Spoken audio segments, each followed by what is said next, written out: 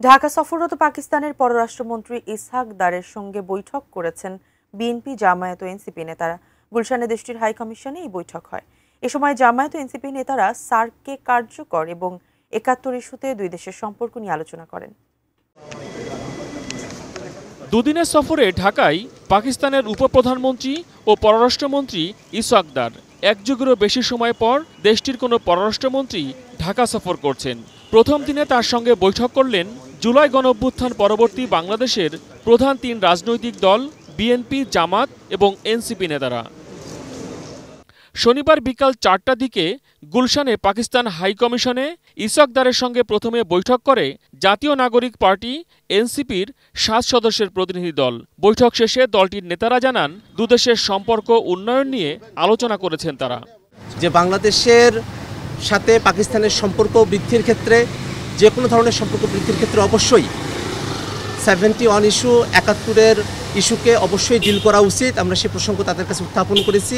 ভারতের কারণে সার্কটা ইনঅ্যাক্টিভ হয়ে আছে।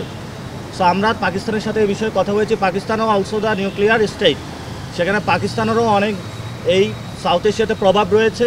কিভাবে সার্ককে অ্যাক্টিভ করা যায়, অর্থনৈতিক জায়গায় আমরা কিভাবে প্রসপেরিটি নিয়ে আসতে পারি, সে বিষয়ে কথা হয়েছে। এরপর পাকিস্তানের পররাষ্ট্রমন্ত্রীর সঙ্গে বৈঠক করে জামাতে ইসলামীর ৫ সদস্যের প্রতিনিধি দল। তাদের সঙ্গে বৈঠকেও সার্ক প্রসঙ্গ উঠে আসে। গত ১৫ বছরে তো বাংলাদেশের পররাষ্ট্রনীতিতে কিছুটা একপেশে ছিল। এখন বাংলাদেশ সরকার বা আমরা সকলেই মনে করি যে এই রিজনে সকল নেইবারিং কান্ট্রির সাথেই আমাদের সুসম্পর্ক থাকা দরকার। আমরা বলেছি যে সমস্ত আনসেটেলড ইস্যুস আছে সেগুলো যেন খুবই কনজেনিয়াল অ্যাটমসফিয়ারে এটা দ্রুত শেষ করা দরকার। সব মশার বিরুদ্ধে সুরক্ষা দিতে এলো বসুন্ধরা এক্সট্রিম অ্যারোসল, মশার বিরুদ্ধে এক্সট্রিম সুরক্ষা। সন্ধ্যা ৭টার দিকে বিএনপি মহাসচিবের নেতৃত্বে ৫ সদস্যের প্রতিনিধি দল আসেন পাকিস্তান হাই কমিশনে। সেখানে দেশটির পররাষ্ট্রমন্ত্রীর সঙ্গে প্রায় ১ ঘণ্টা বৈঠক করেন তারা।